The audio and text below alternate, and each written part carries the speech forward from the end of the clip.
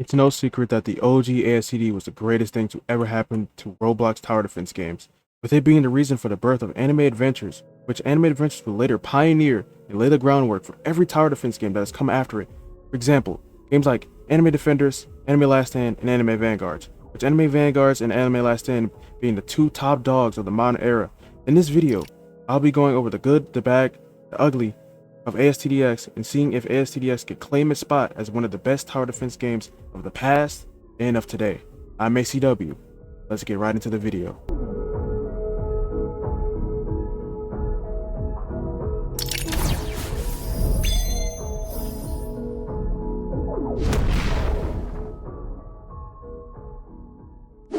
There's a lot of good things with this game. This game is not it isn't inherently bad by any means. This game really has a lot of things good with it, and starting off one of the good things, team ups. I like the way they did team ups. It is unique. It's a cool and unique mechanic in the game that allows like two characters to become one, similar to like how like Vegeta worked in old ASTD and AA. You can also do it with other characters, so it's not just exclusive to Goku and Vegeta. You can do it with Naruto and Sasuke. Well, they don't become one; they just become like one unit. Those two units. You can do it with Nezuko and Tanjiro, which is pretty cool, and I'm kind of excited to see what direction they're going to take it into, like what other characters they're going to do it for. Like, are they going to do it for like Gohan and Piccolo and other characters? Maybe Giyu and Tanjiro. Let's see, what was the name I'm thinking of? Guillaume and Sanemi. Like, there's a lot of team ups. I wonder if they're gonna take some directions like that. Those are just a few couple of ideas there, but I'm excited to see what direction they take these team ups. And another one, which is really good, I like how it kind of just makes it a little bit different evo your characters, is the NPC quests. So here's one of them right here, one of the Goku quests. Though some of the quests can be annoying, it's a good way to make alternate routes to ascending your units rather than just doing legend stages, or, well, there's no legendaries in the game right now, but just doing challenges or crafting the evil item, which there isn't crafting in the game either. You can buy them, or just doing a stage to get them. You can just go and do a NPC quest and it will give you the evil item. So I think that's a nice and unique route to evoing / ascending certain characters. I also like the spammable challenges. It kind of makes it easier to you to evo your characters and get all your evo items. It doesn't make it a hassle to get the items to evo your character. The game kind of respects your time by making it spammable. You don't have to wait every 30 minutes for, let's say, a rainbow ghost to spawn in, or challenge to come in. You can only do it once and there's a chance to get it, so you have to wait 30 minutes. I like how they made it spammable. This one is a hot take, but I don't mind the idea of traits and stats being in this game. Also, with their adding the strategist mode, which feels even more like old ASCD. So this is a hot take, but I don't really mind it, because the game isn't making it make or break if you have the traits or not. I've been able to solo basically every stage I've done, even without All-Star. All I have is a team of, you can see it on the screen right now, all I have is Genesis. And yeah, I've been able to solo like a lot of stages. Like, the game doesn't make it mandatory for you to have the all-star trait. Like, it's there if you get lucky. Yeah, it's there, but it's not like make or break. And with the stats, it's very, very easy to get SSS stats, and the game is really generous with how many stat cubes they give you, like for a challenge or for daily quests, or I'm not daily quests, weekly quests.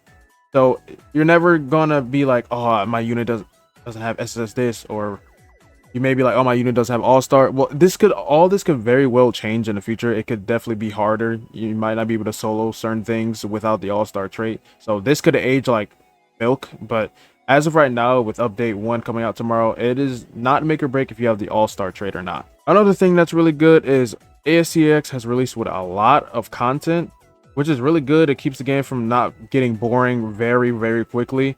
The game launching with trials, dungeons, story, challenges, infinite PvP, and NPC quests.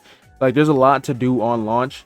And like I said earlier, with update 1 already coming out tomorrow, this game is on a good path to having a good update schedule, and to where the game is not being too boring and there's stuff to do. So I really like how they're going with this. Even with all the updated graphics and with the addition of traits and stats, the game still feels like ASTD. Like, the game does not feel like it's straight away to its roots, which its roots was no traits. But then again, it was the only game. It was the first to even make anime as a tower defense, so traits wasn't even thought of back then. But it still has its identity of being all-star. It still feels like all-star. It doesn't feel like a lot of the other games, although they're the same genre. It still feels like how all-star felt like back in the day, just with a little bit of more extra steps. And this is a thing that I always love with old all-star that's now brought back into this game, that I would wish certain games would adopt into their own game. I like how evolutions works in this game. For instance, let's say you have a 3-star Goku and you pulled an all-star trait on 3-star Goku. That means you can evolve to 4-star and 5-star and probably an unbound in whatever unit or whatever update. They're probably gonna have an unbound. They're probably gonna have like an unbound Goku at some point, some update. So that means you just pulled, you got lucky, you didn't have to spend any trait rerolls. You pulled a all-star 3-star or maybe even 4-star Goku, and you can just evo up into the 5-star or eventual unbound. I like how that worked, because you don't inherently have to get lucky with pulling like a 5-star Goku, which you can't pull a 5-star Goku in this game. You can only evo up until that Goku. I like how they did that. It was like that in old ASTD, and I would like for them to keep it like that. So there's an alternative route to getting these 5 stars, so you can get like the worst, you can get the worst version of it and then evo up into its best version, rather than spinning in a banner for it or any other way they're gonna add. I don't know, but I love how evolution works in this game, and I think they should keep that. That's really one of the greatest things about All-Star. That concludes the good. Now we're going to get into the not so hot things about this game, which this game doesn't have a lot of bad things about it. It's mostly a good game. It just has the same problems as it did before. That even with this game having updated graphics and UI, the game still feels a little bit dated compared to the best of the modern era, like Anime Vanguards and Anime Last Stand. Both games looking miles better than this in terms of UI, attack effects, and quality of life. This isn't an inherently game killing, but I know they can pull off in the future where the game comes close to on par with AV and ALS's quality. Like, I mean, ALS wasn't the greatest looking when it first came out either, but I mean, look at it now, had an insane glow up. So I know ASTD X can definitely have that same glow up and be at least close to quality of life with these top dogs in the modern era. I definitely think they can pull it off. Just gotta maybe do some 0.5 quality of life updates here and there. And yeah, I feel like this game can really last long if they... The number one problem with this game is the game still feels dated, even it's updated, all these graphics. UI is ugly to me. I really don't like... Well, the in-game UI isn't bad, but this UI, I don't really like this UI like that. I think this can get updated, and I think it can look a lot better. This one could be me, but I actually heard some other people talking about it. But the targeting in the game is pretty buns. I can't even lie.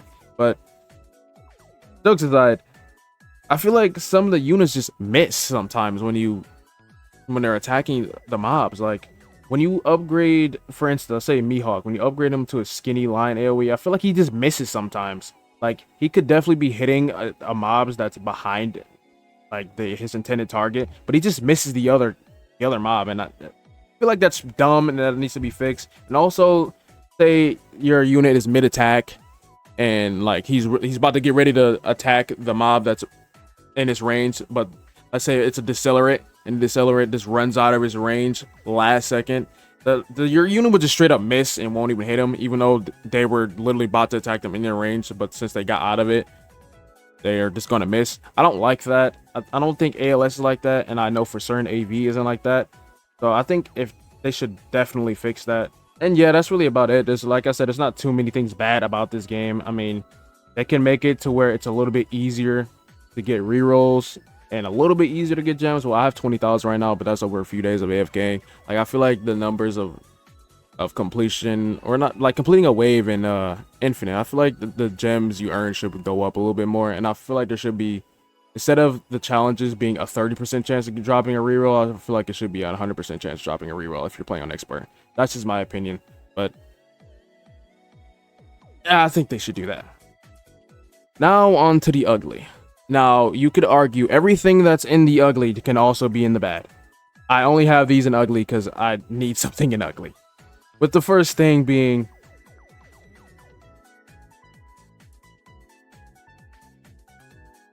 the microtransactions, and they're not too bad, but there's no reason for a summon animation to be like, I forget because I can't see it right now, but there's no reason for it to be like 8,000 Robux for a summon animation. Even if it is a collectible, it is not, it should not be nowhere near that many Robux just to summon your unit. I feel like that's pretty stupid, but I mean, they're gonna have people to buy anyway, so I mean, like, go get to the bag. I only have it in ugly because I need something in ugly, like I said, and for the most part, it's not too bad. We're just gonna see what the next bundle's looking like. Like, if the next bundle is going to be 2,000 Robux again, I feel like it shouldn't be 2,000 Robux. I feel like it should be like 1,000 Robux, maybe 1,500. 2,000 isn't that bad, but I just hope it doesn't rise to like 3,000 for a bundle, which this bundle really wasn't bad because it gave us 50 rerolls.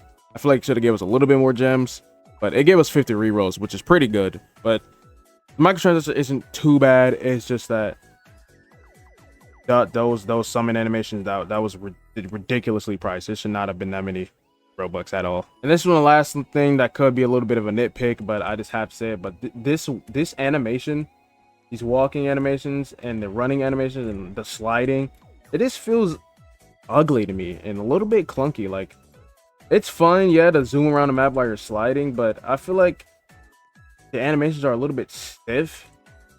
Like, I feel like they can make this look a little bit better, but it's really not. It's only in ugly because it's really not that bad of a thing. It's most of the time you're not even going to notice it. You're just going to go to where you need to go, or you might even just teleport. But that was just one of the nitpicks I had. I feel like they should change this. It looks like they have R15. I feel like they should just make their own animation and make it a little bit more smooth and less stiff. But yeah, that's really it for ugly and for bad, because like I said, this game is not a bad game at all. It is really fun. There's more good than bad. It's just that the number one problem in this game is definitely just the it needs better graphics, better UI, better quality of life. If it wants to, I mean, I feel like it'll survive just off the name All-Star Tower Defense, but I mean, it could be like AA, but I feel like the only reason AA is dead because it's not updating and it keeps changing the models, which it's really unfair to AA because, you know, they already got a strike as a My Hero, so if they probably get another strike, it's probably going to be done for them. They probably can't even have the game up anymore, so they're at a really big disadvantage. But I kind of just went on a tangent here, but yeah, that's really the good, the bad, the ugly of this game. Like, comment, and subscribe. It took me a really long time to make this video. I hope you guys liked it. It's been your boy ACW. I'm out.